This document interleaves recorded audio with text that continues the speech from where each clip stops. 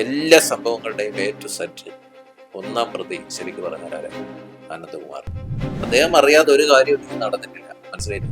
ആളുകളെ സംബന്ധിച്ചിടത്തോളം അവർ കഷ്ടപ്പെട്ടുകൊണ്ട് ഉണ്ടാക്കിയിരിക്കുന്ന തുകയാണ്. ഈ അനന്തകൃഷ്ണൻ എന്ന് പറയുന്ന വ്യക്തിയെ ഈ പ്രസ്ഥാനത്തിലേക്ക് കൊണ്ടുവന്നതും ഇതിന്റെ സെക്രട്ടറിയായിട്ട് നിയമിക്കുന്നതും ഒക്കെ അനന്തകുമാറാണ്. നമുക്ക് ഏറ്റവും വലിയൊരു പ്രയാസം എന്ന് വെച്ചാൽ അദ്ദേഹത്തെ പോലുള്ള ഒരാള് ഈ ഒരു ചതി ചെയ്യേണ്ട ഒരു ആവശ്യമുണ്ടായിരുന്നു. അനന്തകൃഷ്ണനും ആനന്ദകുമാറുമാണ് എല്ലാ പരിപാടിയിലും ഇവിടെയും പോവുക, എല്ലാ കാര്യങ്ങളും ചെയ്തത്. അദ്ദേഹം സാമ്പത്തികമായിട്ടും മറ്റു പലതലങ്ങളിലും ഉയർന്ന ഉന്നതനായ വ്യക്തിയായതുകൊണ്ട് അദ്ദേഹത്തിന് ഇവിടുത്തെ എല്ലാ രാഷ്ട്രീയ കക്ഷികളുടെയും ഉദ്യോഗസ്ഥന്മാരുമായിട്ട് വളരെ വലിയ അടുത്ത ബന്ധമുണ്ട്. അതുകൊണ്ടാണ് അദ്ദേഹത്തെ എന്താക്കാത്തത്, പ്രതിയാക്കി ഇപ്പം ചേർത്തു എന്നുള്ളതല്ലാതെ അദ്ദേഹത്തെ അറസ്റ്റ് ചെയ്യാനോ അദ്ദേഹത്തെ ചോദ്യം ചെയ്യാനോ ഇതുവരെ പോലീസ് പോയിട്ടുണ്ട്. ഇവര് മുഴുവൻ ഈ ലോകം മുഴുവൻ ചുറ്റിയടിക്കുന്നതും പ്രധാനമന്ത്രിയുടെ അടുത്ത് പോകും VVIP ആയിട്ടുള്ള ആളുകളുമായിട്ട് ബന്ധപ്പെട്ട് കാര്യങ്ങളൊക്കെ ചെയ്യുന്നതും ഒക്കെ എന്ന് പറയുന്നത് വലിയ ആഡംബര പഞ്ചനക്ഷത്ര ഹോട്ടലുകളിലൊക്കെ താമസിക്കുന്നത് സാധാരണക്കാരുടെ പണത്തില്ല. ഇതിന്റെ ഇരകളായിരിക്കുന്ന സംഘടനകളോട് ചോദിച്ചു നോക്കും, ആരെങ്കിലും ഒരാൾ പറയൂ അനന്തകുമാർ അല്ല ഇതിന്റെ ആൾ. തിരിച്ചു കൊടുക്കുക എന്ന് വെച്ചാല് എന്റെയോ വസ്തുവകകള് വിറ്റിട്ടോ അതല്ലെങ്കിൽ മറ്റ് എനിക്ക് ബന്ധമുള്ളതും എനിക്ക് പരിചയക്കാരായ ആളുകളിൽ നിന്ന് താൽക്കാലികമായി വായ്പകളായിട്ട് സ്വരൂപിച്ചിട്ടും ഒക്കെയാണ് ഞാനിപ്പോൾ ഉദ്ദേശിക്കുന്നത്. അത്രയും വലിയ ബാധ്യത ഉണ്ടല്ലോ. 6,87,00,000 ചില്ലാനം രൂപ എന്നെ പോലുള്ള ഒരാള് എവിടെ നിന്നുണ്ടാക്കി കൊടുക്കും എന്നുള്ള വലിയൊരു ചോദ്യമാണ്. നമസ്കാരം. കേരളം ആകെ ഇപ്പോൾ പാതിവില തട്ടിപ്പിന്റെ പിന്നാലെയാണ്. ഇതുമായി ബന്ധപ്പെട്ട് അനന്തു കൃഷ്ണൻ എന്ന വ്യക്തിയെ പോലീസ് അറസ്റ്റ് ചെയ്യുകയും അന്വേഷണം നടന്നുകൊണ്ടിരിക്കുകയാണ്. മറ്റ് പല രാഷ്ട്രീയ നേതാക്കന്മാരുടെയും ഉന്നതരുടെയൊക്കെ പേരുകൾ ഈ വിഷയവുമായി ബന്ധപ്പെട്ട് ഉയർന്ന് കേൾക്കുന്നുണ്ട്. വരും ദിവസങ്ങളിൽ കൂടുതൽ അറസ്റ്റുകൾ ഉണ്ടാകുമെന്ന് തന്നെ നമുക്ക് പ്രതീക്ഷിക്കാം.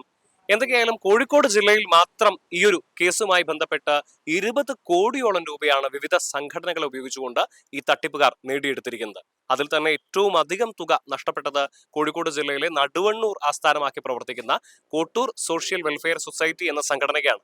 ഉദ്ദേശം 6,87,00,000 രൂപയാണ് ഈ തട്ടിപ്പുകാർ ഈ സംഘടനയിൽ നിന്ന് പറ്റിച്ചെടുത്തിരിക്കുന്നത്. ഇതുമായി ബന്ധപ്പെട്ട് അവർ പോലീസിൽ പരാതിപ്പെട്ടിരിക്കുകയാണ്. പോലീസ് അന്വേഷണം നടന്നുകൊണ്ടിരിക്കുന്നുണ്ട് എന്നാണ് നമുക്ക് മനസ്സിലാക്കാൻ വേണ്ടി സാധിച്ചത്. കോട്ടൂർ സോഷ്യൽ വെൽഫെയർ സൊസൈറ്റിയുടെ ഭാരവാഹിയായ മോഹനൻ നമ്മളോട് ഇതിനെക്കുറിച്ച് പ്രതികരിക്കുന്നു. ചേട്ടൻ ഭാരവാഹിയായിരിക്കുന്ന സംഘടന എങ്ങനെയാണ് ഇത്ര വലിയൊരു തട്ടിപ്പിലേക്ക് എത്തിപ്പെടുന്നത്?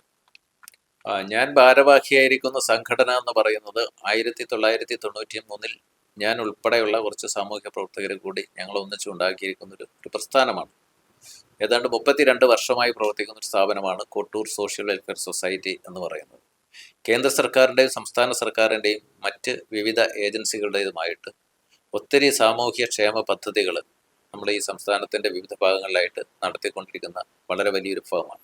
23-24 23 കാലത്താണ് ഈ സംരംഭം ഇദ്ദേഹം തുടങ്ങുന്നത്. ഇതിന് അദ്ദേഹം ഒരു പേര് കൊടുത്തു, സോഷ്യൽ ഇനീഷ്യേറ്റീവ് പ്രോജക്റ്റ് എന്ന പേരിലാണ്, സാമൂഹ്യ സംരംഭകത്വ പദ്ധതി എന്ന പേരിൽ ഒരു പ്രോജക്റ്റ് ശ്രീ KN ആനന്ദകുമാർ സാറാണ് ഇതിൻ്റെ നേതൃത്വം ഉണ്ടായിരുന്നത്. കേരളത്തിലെ NGO-കളെ മുഴുവൻ സംഘടിപ്പിച്ചുകൊണ്ട് അന്ന് അദ്ദേഹം ഞങ്ങളോട് പറഞ്ഞ ഏറ്റവും വളരെ വലിയൊരു വാക്ക് ഞാനിവിടെ നിങ്ങളോട് സൂചിപ്പിക്കാം. നിങ്ങളതൊക്കെയാണ് ശരിക്കും കോട്ട് ചെയ്യേണ്ടത് എന്നാണ് എനിക്ക് പറയാനുള്ളത്. കാരണം അദ്ദേഹത്തിന് കോടിക്കണക്കിന് രൂപയുടെ CSR ഫണ്ട് ലഭിക്കുന്ന സ്ഥാപനമാണ്. ടാറ്റ ഉൾപ്പെടെയുള്ള കമ്പനികളിൽ നിന്ന് CSR വാങ്ങിച്ചുകൊണ്ട് ധാരാളം പരിപാടികൾ നടത്തുന്ന വളരെ വലിയ ഒരു സ്ഥാപനത്തിൻ്റെ കേരളം അംഗീകരിക്കുന്ന ഇന്ത്യയിലെ 4ാമത്തെ സന്നദ്ധ സംഘടനയും കേരളത്തിലെ 1ാമത്തെ സംഘടനയും ആയിരിക്കുന്നതാണ് സായിഗ്രാം ഗ്ലോബൽ ട്രസ്റ്റ് എന്ന് പറയുന്നത്. അവിടെ ഏതൊരാൾ പോയി കഴിഞ്ഞാലും ഒരു അവിശ്വസിക്കാൻ പറ്റാവുന്ന ഒരു കാര്യങ്ങളും അവിടെ ഇല്ല. അത്രമാത്രം സേവന പ്രവർത്തനങ്ങളാണ് അദ്ദേഹം ചെയ്തുകൊണ്ട്. അദ്ദേഹം സർക്കാരിൻ്റെ ഭാഗത്തുനിന്ന് ഇതുവരെ ഒരു ഫണ്ട് വാങ്ങിച്ചിട്ടില്ല.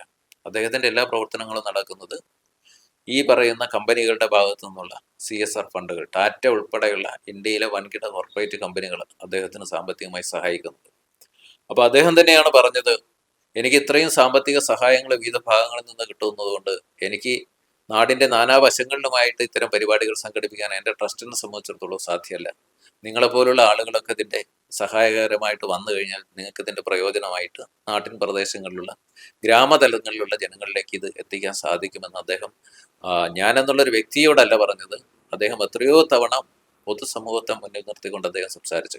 അദ്ദേഹത്തിനോട് ഞാൻ ചോദിച്ചിട്ട്, ഇങ്ങനെ പലരും പല സംഘടനകൾ നാട്ടിലുണ്ടാക്കിയിട്ട് പലരെയും പറ്റിച്ചു പോയ ചരിത്രങ്ങളാണുള്ളത്.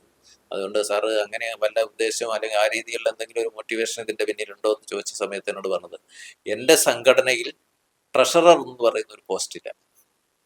കാരണം സാമ്പത്തികം കൈകാര്യം ചെയ്യുന്ന ഒരു പോസ്റ്റ് ഈ സംഘടനയിലില്ല. അതുകൊണ്ട് ഈ സംഘടനയിലുള്ള എല്ലാ കാര്യങ്ങളും ചെയ്യുന്നത് ഞാൻ തന്നെയാണ്. എനിക്ക് ഇഷ്ടം പോലെ ഫണ്ട് വരുന്നുണ്ട്. മനസ്സിലായി? അത്രയും പറഞ്ഞ് വിശ്വസിപ്പിച്ചുകൊണ്ടാണ് അദ്ദേഹം ഈ ഒരു പരിപാടി. നമ്മൾ ഇവിടുത്തെ വൻകിട കോർപ്പറേറ്റ് കമ്പനിയുടെ മാനേജർ മുതൽ അവിടുത്തെ തൂപ്പുകാരൻ വരെ അധ്വാനിച്ചുണ്ടാക്കിയ ലാഭത്തിന്റെ ഭാഗം നമുക്ക് തന്നിട്ട് കൊണ്ടാണ് ഈ സാധനം നിങ്ങൾക്ക് തരുന്നത്. എത്രയ്ക്ക്? പകുതി പൈസ.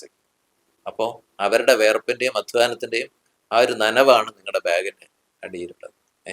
അങ്ങനെ വരെ പറഞ്ഞിട്ട് നമ്മളെ വിശ്വസിപ്പിച്ചിട്ടാണ് അദ്ദേഹം ഈ ഒരു പ്രസ്ഥാനം.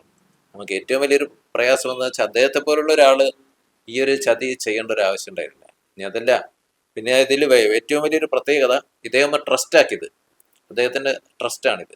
ഈ ട്രസ്റ്റിൽ അദ്ദേഹത്തിന് വേണ്ടപ്പെട്ട ആളുകളെ മാത്രം വെച്ചുകൊണ്ടുള്ള ഒരു ട്രസ്റ്റാണ്. ആ ട്രസ്റ്റിന്റെ ചെയർമാനാണ് KN ആനന്ദകുമാർ. അദ്ദേഹം ആജീവനാന്ത ചെയർമാനാണ്.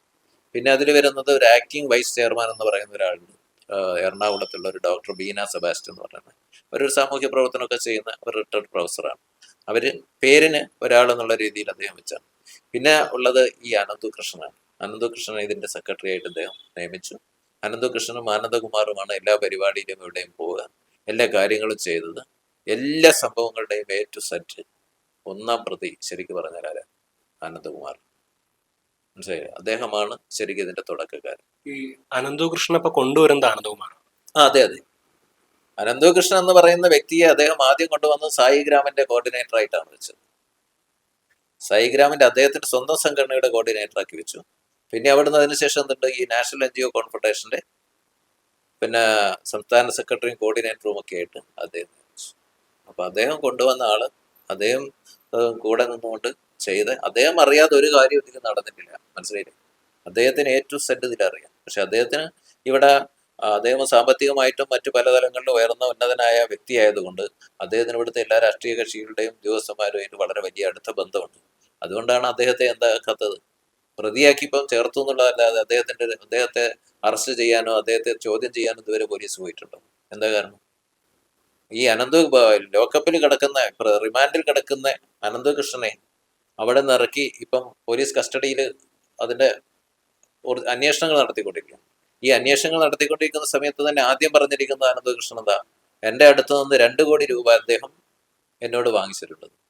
ഈ 2 കോടി രൂപ അദ്ദേഹം വാങ്ങിച്ചു എന്ന് പറയുന്നത് ഞങ്ങളെപ്പോലുള്ള ആളുകൾ, സാധാരണക്കാരൻ്റെ അടുത്തും പാവപ്പെട്ടവന്റെ അടുത്തുനിന്നും ഞങ്ങളുടെ അക്കൗണ്ടിലേക്ക് അടച്ചിരിക്കുന്ന ഈ പണമാണ് എന്ത് ചെയ്യുന്നത്, ഈ അനന്തകൃഷ്ണൻ മുഖാന്തരം ആര് വാങ്ങുന്നത്? അനന്തകുമാർ വാങ്ങുന്നത്. ഇവര് മുഴുവൻ ഈ ലോകം മുഴുവൻ ചുറ്റിയടിക്കുന്നതും പ്രധാനമന്ത്രിയുടെ അടുത്ത് പോകുന്നതും VVIP ആയിട്ടുള്ള ആളുകളുമായിട്ട് ബന്ധപ്പെട്ട് കാര്യങ്ങളൊക്കെ ചെയ്യുന്നതും ഒക്കെ എന്ന് പറയുന്നത് വലിയ ആഡംബര 5 നക്ഷത്ര ഹോട്ടലുകളിലൊക്കെ താമസിക്കുന്നത് ഈ സാധാരണക്കാരുടെ പണം എടുത്തിട്ടേ. മനസ്സിലായി? ഇതൊക്കെ നമ്മള് ഇപ്പോഴാണ് ശരിക്കും ഇതിന്റെ വസ്തുതകൾ പൂർണ്ണമായിട്ട് നമ്മൾ മനസ്സിലാക്കുന്നത്. അപ്പൊ അദ്ദേഹത്തിന്റെ ഒരു വേദവാക്യം പോലെ അദ്ദേഹത്തിന്റെ വാക്കുകൾ വിശ്വസിച്ചു പോയി എന്നുള്ളതാണ് കേരളത്തിലെ 175 സന്നദ്ധ സംഘടനകൾക്കും പറ്റിയത്. ഇദ്ദേഹത്തിന്റെ സ്ഥാപനത്തെ സംബന്ധിച്ചിടത്തോളം ഇദ്ദേഹം, ഈ അനന്തകൃഷ്ണൻ എന്ത് ചെയ്തു, അദ്ദേഹത്തിന്റെ കമ്പനികൾക്ക് അദ്ദേഹം സ്വന്തമായി കുറെ കമ്പനികൾ ഉണ്ടാക്കിയിട്ടുണ്ട്. അതാണ് പ്രൊഫഷണൽസ് ഇന്നോവേഷൻസ് എന്ന് പറയുന്ന ഒരു കമ്പനി അദ്ദേഹത്തിൻ്റെതാണ്. അനന്തകൃഷ്ണന്റെ സ്വന്തമായ കമ്പനിയാണ് പ്രൊഫഷണൽ സർവീസ് ഇന്നോവേഷൻ, അതുപോലെ grass root impact, social B ventures, 3 പേരിൽ അറിയപ്പെടുന്ന കമ്പനിയുണ്ട്. ഇപ്പൊ ഞാൻ പണം അടച്ചിരിക്കുന്ന എൻ്റെ അക്കൗണ്ടുകൾ നിങ്ങളുടെ അടുത്ത് പരിശോധിച്ചു. ഈ 3 അക്കൗണ്ടുകളിലേക്കാണ് എന്നെ പോലുള്ള ആളുകൾ ഈ അനന്തകുമാർ പറഞ്ഞിട്ട് ഈ പണം ഒക്കെ നമ്മൾ അയച്ചു കൊടുക്കും. അപ്പൊ അദ്ദേഹത്തിന് ഒരിക്കലും കൈ കഴുകി പോകാൻ ഇതിൽ നിന്ന് സാധ്യമല്ല. മനസ്സിലായി? ഇപ്പോ ഏകദേശം സാറ് ഭാരവാഹിയായിരിക്കുന്ന സംഘടന ഏകദേശം 6 കോടിയിൽ പരം രൂപയാണ് സാധാരണക്കാരിൽ നിന്ന് പിരിച്ച് ഇവരുടെ അക്കൗണ്ടിലേക്ക് കൊടുത്തിരിക്കുന്നത്. ഇപ്പൊ ആളുകൾ നിരന്തരം വിളിക്കുന്നത് നമ്മൾ കണ്ടു. അപ്പൊ ഈ പണം തിരിച്ചു കൊടുക്കുമെന്ന് സാറ് പറയുന്നുണ്ട്. അപ്പൊ അത് എങ്ങനെ തിരിച്ചു കൊടുക്കാനാണ് ഉദ്ദേശിക്കുന്നത്? തിരിച്ചു കൊടുക്കുക എന്ന് വെച്ചാല് എന്റെയോ വസ്തുവകകള് വിറ്റിട്ടോ അതല്ലെങ്കിൽ മറ്റ് എനിക്ക് ബന്ധമുള്ളതും എനിക്ക് പരിചയക്കാരായ ആളുകളിൽ നിന്ന് താൽക്കാലികമായി വായ്പകളായിട്ട് സ്വരൂപിച്ചിട്ടും ഒക്കെയാണ് ഞാനിപ്പോൾ ഉദ്ദേശിക്കുന്നത്. അല്ലാതെ ഇപ്പോൾ ആളുകൾക്ക് ഇതുപോലെ ഇവരെ പറയുന്ന രീതിയിൽ കമ്പനികളിൽ നിന്ന് ഫണ്ട് വാങ്ങിയിട്ടൊന്നും ആളുകളുടെ പൈസ കൊടുക്കാൻ പറ്റില്ല. അപ്പൊ അത് എന്നെ സംബന്ധിച്ചിടത്തോളം എനിക്ക് സാധിക്കുമെന്ന ഒരു വിശ്വാസത്തിലാണ് ഞാൻ ചെയ്യുന്നത്. വിശ്വാസമല്ല, ഞാൻ എനിക്ക് വേണ്ടപ്പെട്ട പലരെയും വിളിച്ചിട്ട് എന്നെ സഹായിക്കാൻ വേണ്ടി പലരും വ്യക്തിപരമായിട്ടും അല്ലാതെയും എന്നെ സഹായിക്കാൻ തയ്യാറായി പറ്റുന്നുണ്ട്. ആ ഒരു വിശ്വാസം കൊണ്ട് ഉറപ്പുകൊണ്ടാണ് എന്നെ വിളിച്ചവരോട് ഞാൻ പറയുന്നത്. പലരും എന്നോട് ചോദിച്ചിട്ടുണ്ട്, നിങ്ങൾ എങ്ങനെയാണ് ഈ പൈസ കൊടുക്കുക? കാരണം അത്രയും വലിയ ബാധ്യത ഉണ്ടല്ലോ. 6,87,00,000 ചില്ലാനം രൂപ എന്നെ പോലുള്ള ഒരാള് എവിടെ നിന്ന് ഉണ്ടാക്കി കൊടുക്കും എന്നുള്ളത് വലിയൊരു ചോദ്യമാണ്. പിന്നെ അത് മാത്രമല്ല, അത്രയും തുക ഞാൻ ഉണ്ടാക്കി കൊടുത്താൽ എൻ്റെ ഈ ആയുസ് ജീവിതത്തിൽ എനിക്ക് അത്രയും തുക തിരിച്ച് ഉണ്ടാക്കി പണം വീട്ടിയെടുക്കുക എന്ന് പറഞ്ഞാലും ജീവിതത്തിൽ സാധ്യമല്ല, അത് നമുക്കറിയാം. അപ്പം ഇത്തരത്തിൽ കേരളത്തിലെ 175 NGOകളിൽ നിന്നായി ഉദ്ദേശം 200 കോടിയോളം രൂപയാണ് അനന്തുകൃഷ്ണനും ആനന്ദകുമാറും ചേർന്ന് പറ്റിച്ചിരിക്കുന്നത് എന്നാണ് ഇവർ പറയുന്നത്. ഇദ്ദേഹം എന്തൊക്കെയായാലും തന്റെ സ്വത്തുക്കളും മറ്റ് ആസ്തികളും ഒക്കെ വിറ്റിട്ടാണെങ്കിൽ പോലും താൻ കാരണം നാട്ടുകാർക്കുണ്ടായ ബുദ്ധിമുട്ട് തീർത്തു കൊടുക്കാം എന്നുള്ളൊരു ചിന്തയിലാണ് മോഹനേട്ടൻ ഇരിക്കുന്നത്. എല്ലാവരുടെയും അവസ്ഥ അതുപോലെ ആയിക്കൊള്ളണമെന്നില്ല. പലരും ആത്മഹത്യയുടെ വക്കിലാണ്. ഇദ്ദേഹം തന്നെ പറഞ്ഞതനുസരിച്ച് വരും ദിവസങ്ങളിൽ ഒരു പക്ഷേ കേരളത്തിൽ നിന്ന് ഇത്തരത്തിൽ ഈ കേസുമായി ബന്ധപ്പെട്ട് ആത്മഹത്യകൾ പോലും ഉണ്ടായേക്കാം എന്നാണ് മോഹനേട്ടൻ പറയുന്നത്. ഇതുമായി ബന്ധപ്പെട്ട് സമഗ്രമായ അന്വേഷണം നടക്കേണ്ടതുണ്ട്. കാശടച്ച തങ്ങളുടെ സ്വപ്നങ്ങൾ അല്ലെ ഒരു പക്ഷേ ഇരുചക്ര വാഹനമെന്നോ അല്ലെങ്കിൽ ലാപ്ടോപ്പോ എന്നോ ഒക്കെ കണ്ട് തങ്ങളുടെ സ്വപ്നങ്ങൾക്ക് വെള്ളമൊഴിച്ച് വളർത്തിയ ഒരു കൂട്ടം വീട്ടമ്മമാരും സാധാരണക്കാരായ ജനങ്ങളുമുണ്ട്. അവർക്ക് അവരുടെ പണം തിരിച്ചു കിട്ടേണ്ടതുണ്ട്. ഉടൻ തന്നെ ഇതെല്ലാം സാധ്യമാകും എന്ന് പ്രതീക്ഷിക്കുന്നു. കോഴിക്കോട് നിന്നും അൻവറിനൊപ്പം നിഖിൽ കക്കാടത്ത്, മറുനാടൻ TV.